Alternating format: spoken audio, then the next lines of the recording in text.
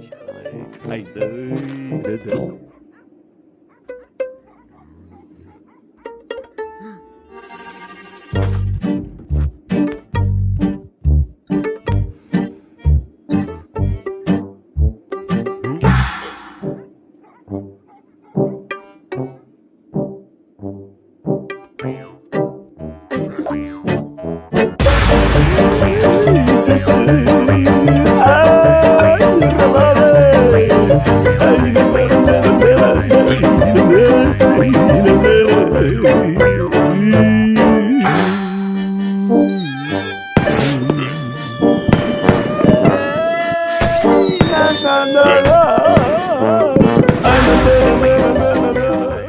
Olá, amigos. Chegamos no 8º episódio do artigo A Morte Passo a Passo, do escritor Sidney Fernandes.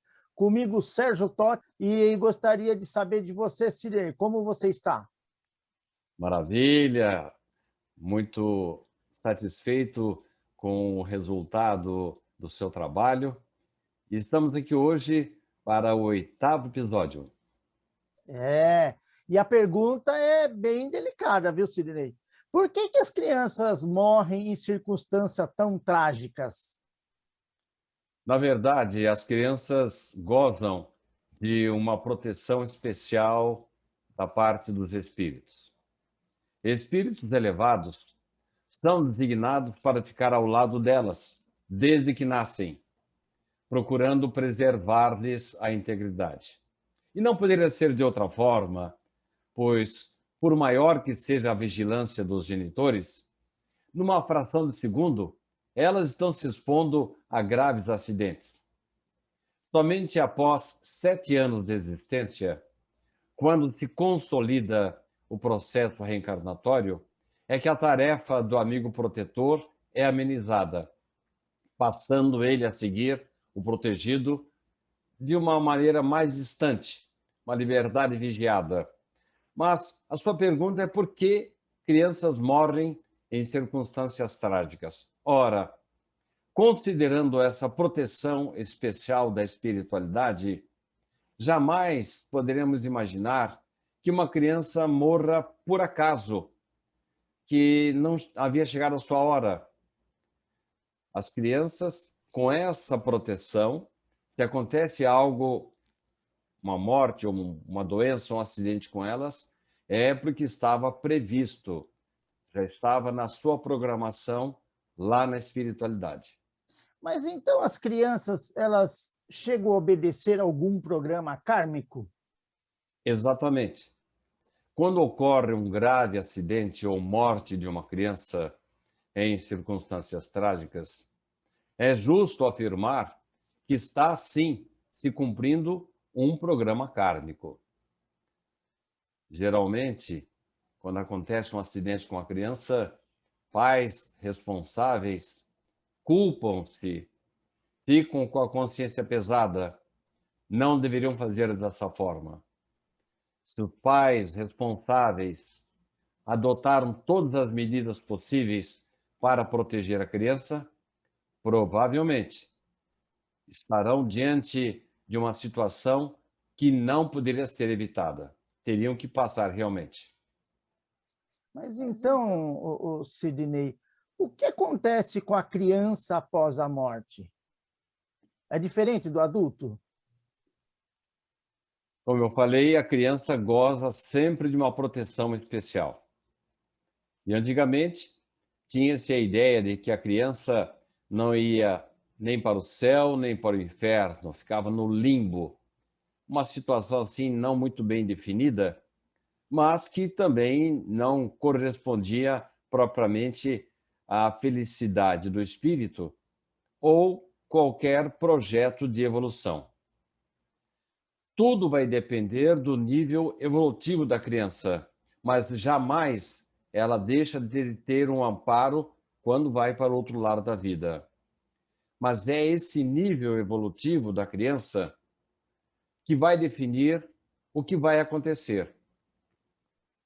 A gente olha para a criança, acha sempre que é um espírito imaturo, uma coisinha pequena, que não tem discernimento, Mas espíritos já amadurecidos retomam suas personalidades de adultos assim que morrem.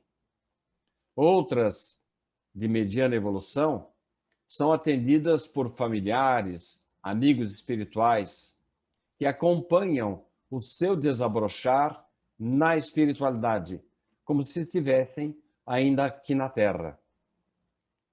Interessante. Sidney, conta pra gente o caso do Júlio. O caso do Júlio é bem interessante. É uma descrição de André Luiz a respeito de uma criança.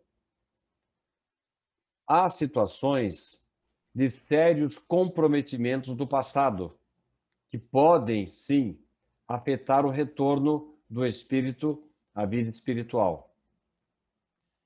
Encontramos o caso de Júlio, narrado por André Luiz, que teria sido um espírito que teria se suicidado quando ele estava encarnado durante a guerra entre Brasil, Argentina e Uruguai contra o Paraguai.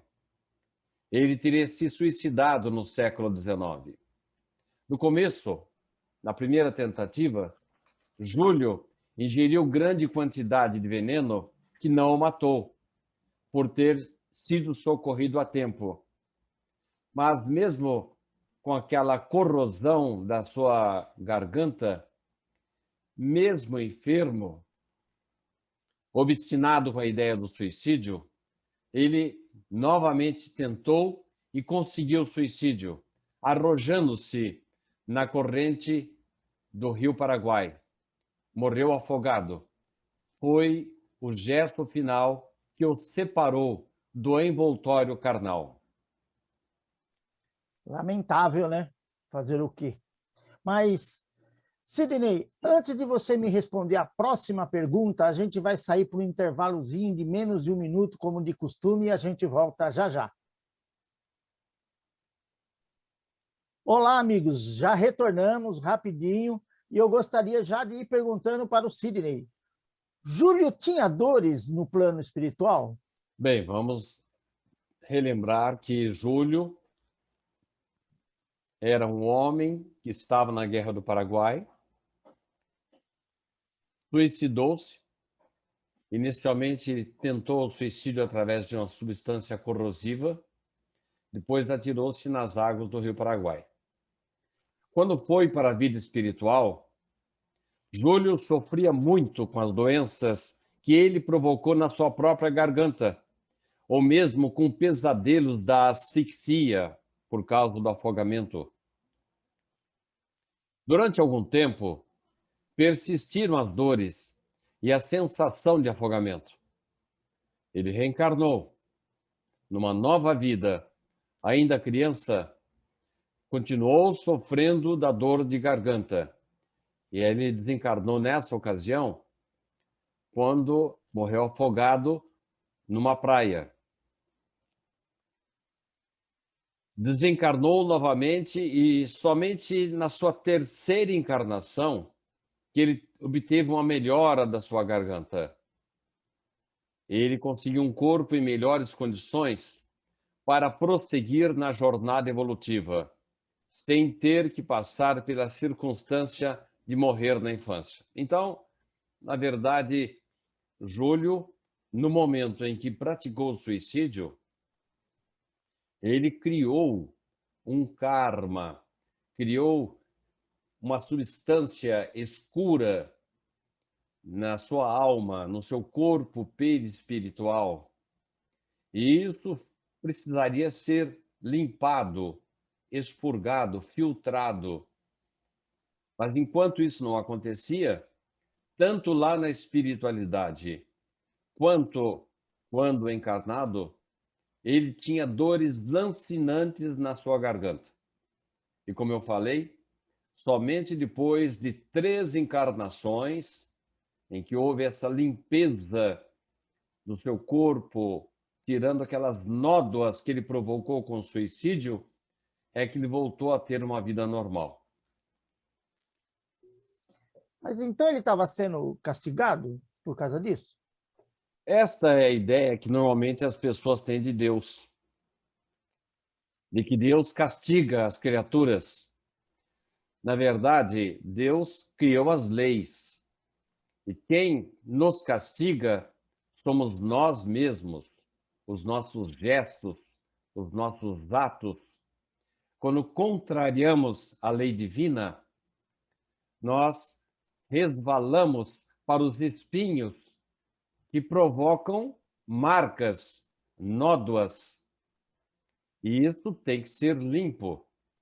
Júlio não estava sendo castigado, ele estava, através do corpo físico, procurando limpar aquelas marcas cinzentas que ficaram impregnadas em seu corpo perispiritual. Muitas pessoas não conhecem bem essa terminologia, vamos chamar de alma. Quando, deliberadamente, lá ainda naquela encarnação, às beiras do rio Paraguai, quando queimou deliberadamente a sua laringe com corrosivo, e depois, quando se atirou nas vigorosas águas do rio Paraguai e se afogou, ele criou um karma, criou um problema, uma sujeira na sua alma. E isso precisaria ser limpo. Então não se trata de castigo de Deus. Trata-se, sim, da oportunidade que Deus nos dá, através de uma nova vida, através de uma nova experiência carnal. Deus permite que nós façamos essa limpeza, mas da sujeira que nós mesmos provocamos. Interessante, bem colocado, né? No artigo você fala que André Luiz tem até carvão, e é milagroso esse carvão. Que carvão é esse de André Luiz, Sidney? Na verdade, é uma metáfora de André Luiz.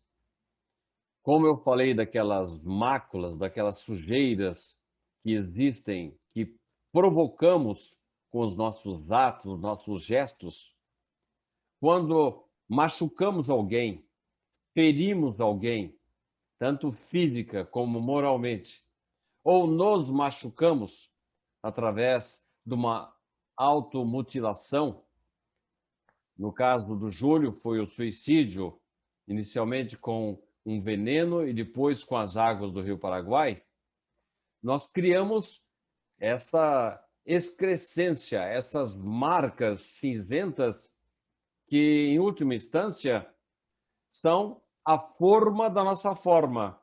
Quando você faz um bolo, usa uma forma que está amassada, o bolo não sai imperfeito. Assim também, quando encarnamos novamente e a nossa alma está com algum defeito, o nosso corpo sofre os reflexos desse defeito. Daí, então, a necessidade da reparação. E André Luiz faz uma imagem interessante, chamando de carvão milagroso a experiência através da carne. Por quê? Porque o corpo vai purificando, limpando, filtrando a cada vida. Além do processo evolutivo que a encarnação, uma nova vida, um novo corpo físico nos proporciona, ele também está queimando aquelas marcas, aquelas impurezas, como se fosse um filtro vigoroso que André Luiz chama de carvão milagroso. A carne não é apenas o veículo que proporciona o crescimento de potencialidades, isto é, permite a nossa evolução, o nosso crescimento, novos conhecimentos, melhoria da nossa sensibilidade, fazendo com que a parte moral nossa cresça, e intelectual também, evidentemente. Mas também a carne é uma espécie de carvão que absorve os tóxicos e resíduos de sombra que as nossas almas trazem no nosso corpo, na nossa alma.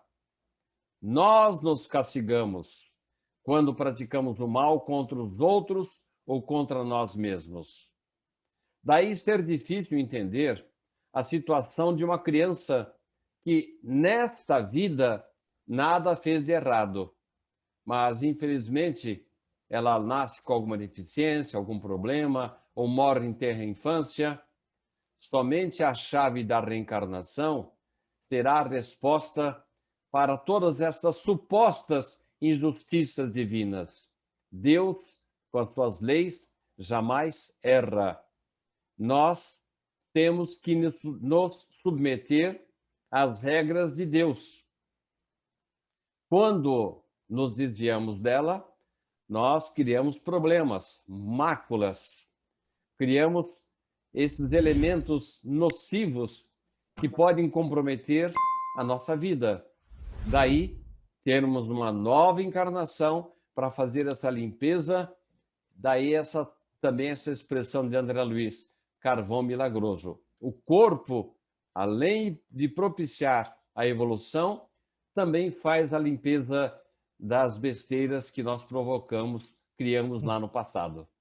Ok, Sidney, chegamos ao fim do 8º episódio, A Morte Passo a Passo. Estamos chegando no próximo ao 10º, né? Estamos no 8º, já encerrando. E eu queria dizer aos nossos seguidores que todos os episódios você encontra no site do sidneyfernandes.com.br e assim também nas páginas do Facebook e do YouTube. Até o próximo. Até mais, Sidney. Até mais. Aí. Acabou?